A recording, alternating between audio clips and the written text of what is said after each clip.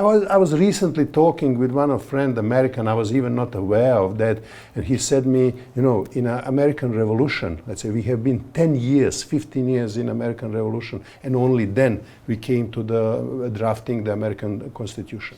Now, to draft the Constitution is something what you need the level of the security, you need the level of the space for the serious political agreement. I don't think that we need it now, and an attempt in a such complicated situation like Myanmar, attempt to create now the Constitution is just triggering the disagreement between us. We don't need disagreement, we need agreement to defeat junta. So when it comes to the trust and question of the alliance, I'm describing it now, it's a half glass full. So yes, it's not full glass full. But when we know how complex Myanmar is, how burdened relations are with the grievances from the previous time, we should be realistic in expectation. This half glass full has so far helped us sustain incredible struggle against the very, very dangerous opponent, and to significantly weaken it, has brought us to the situation when we can defeat it. So my advice is, let's kind of be proud and confident with a half glass full. Let's try with the wisdom to make it a little bit more full, and let's not despair and let's not panic that it's not full glass full.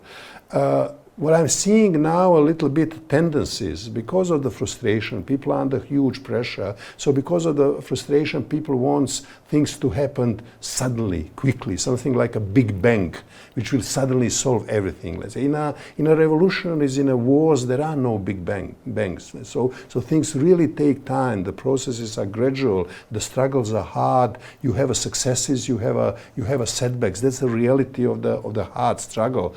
If somebody looks, Vietnam liberation struggle lasted 30 years. The peak of the anti-apartheid movement lasted 10 years. I don't say that this current struggle will last 10 years. I think it will be much shorter.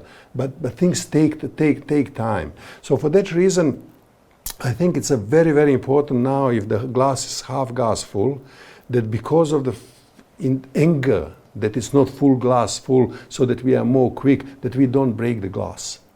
Because now there are a lot of these kind of the mutual quarrels, who is to be blamed that we don't move forward with the transitional constitution or something like that, and these quarrels can break the glass, and then we don't have it neither half glass full. I personally think that the most important thing in this moment will be if the key stakeholders, and when I say key stakeholders, I mean NUG and K3C, Kachin, Karen, Chin, Kareni, if they form the delegations and go, let's say, to the capital cities of the world to show that anti-junta movement is standing together. We need to change the perspective of the international community on what's going on in Myanmar. Yeah. I would like to follow up on that. There are many criticisms related to the performance of the NUG government. Foreign observers often show their concern about the NUG government and whether they are ready to govern or not. So how do you see the capacity of the NUG in particular? I think it's a very unfair criticism. So yes, let's say I will admit that there is limits of the capacity, which is understandable. Let's say if we understand under which conditions these people operate, if we understand how fragile is the consensus behind the creation of the NUG, I think that we just need to tolerate a certain kind of amount of the limited capacity. Internationalists are, I think, using that as an excuse to hide that nobody from the international community has in any meaningful way helped the struggle of the Myanmar people against the brutal regime. So when somebody say there is no capacity in a NUG, I always respond, but how much resources you have put in a structure of the NUG, how much humanitarian aid you have put to the people who are on the resistance side. International community is currently not even providing humanitarian aid to the people who are on the half of the territory which resistance is now controlling. 80% of the aid money which is provided by the taxpayers in a US, Europe and few other countries, 80% of that aid is going to the territory which is under the control of the junta and is weaponized by the junta. So what I think international community should put the resources into the NUG structure, into the resistance, and not necessarily armed resources. There are many other resources, and then we can talk, let's say, where the capacity is. If the NUG has the $1 billion which is sitting in a US, capacity will increase in 1 month. Capacity is not just about making a good PowerPoint presentation. Capacity is primarily about resources. Do you have them or you don't have them? Yeah, right. If we compare the situations at the beginning of the Spring Revolution and now, people, especially people from Myanmar, have a huge expectation of the international community. It's decreasing because they realize the reality. And also, I would like to know your opinion on that, and what we can or cannot expect from the regional diplomatic process such as ASEAN and our neighbors like Thailand, China, India, Bangladesh, and international actors. In this moment, regional actors are important because the international actors, other beyond the region, do not really have interest and to get involved in Myanmar. There are many reasons for that, and we can talk about that, but profoundly the rest of the world has delegated the responsibility of on the ASEAN in order not to be blamed themselves. So, okay, ASEAN, it's your business.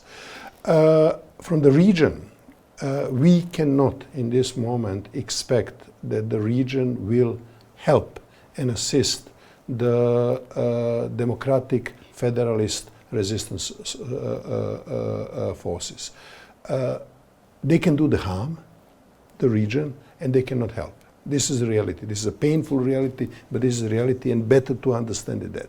So what is our task? Our task is to prevent and push back and counter the effort from the region to re-legitimize junta. Because what the countries in the region would like, because they cannot imagine, they're not capable to imagine Myanmar without military and without junta. So they think that the military and junta are indispensable part of the solution. And then they want to facilitate some sort of the negotiations, some sort of the agreement, which we know it's not possible. It's not only because people will not accept it, but because junta does not want any agreement. Junta want to defeat people. Junta want only full victory at all costs. So what we need really to block the certain countries in a region of doing harm. And once when we change reality on the ground, in a sense that I call them coalition of the willing of the forces which are opposing junta, who are fighting junta, when we change the reality on the ground so that we look as a more credible winner of the current struggle, that is the moment when both regional countries and the international community will start to take us seriously and will start to provide aid. In today's world, this is unfortunate, but this is a reality. In today's world, nobody comes to help you because you are a victim. So you can bring, I don't know how many reports and testimonies about crimes which are committed on you. I said that will not motivate anybody, that will not trigger anybody to come to help you against the bully who is killing the people.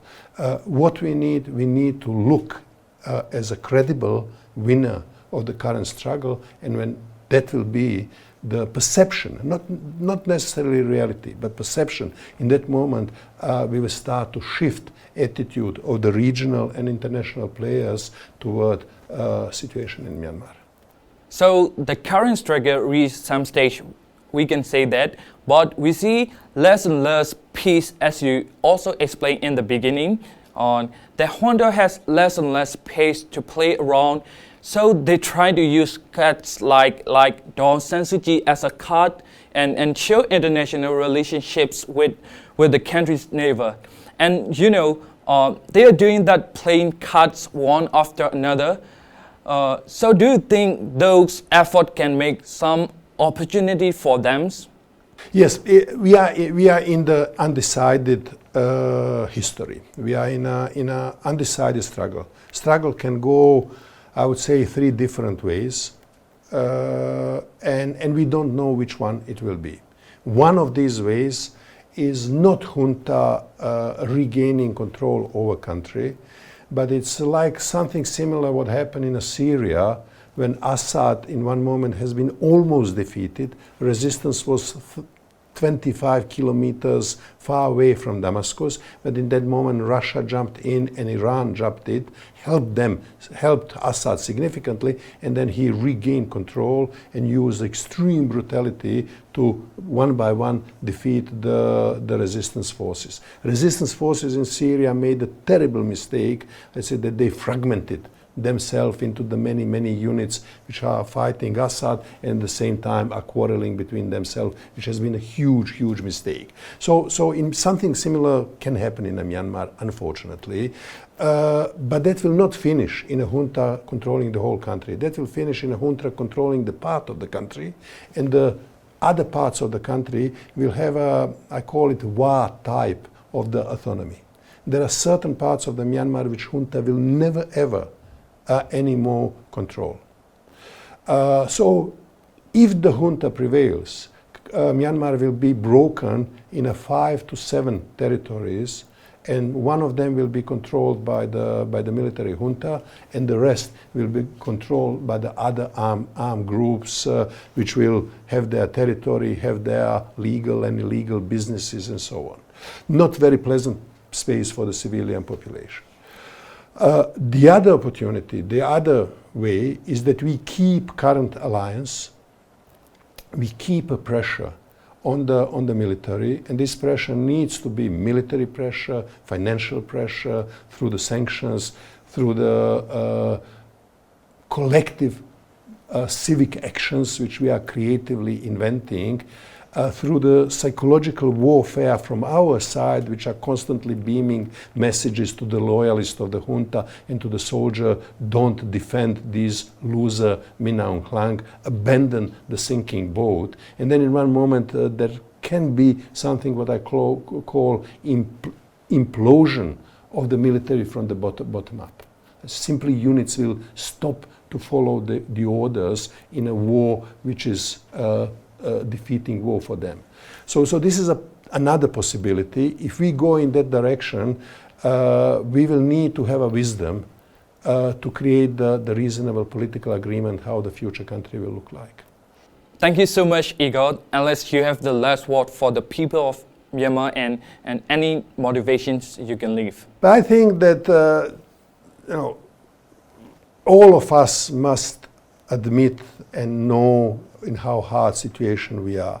So I think a few things are very important. One thing is that we need to care one about another.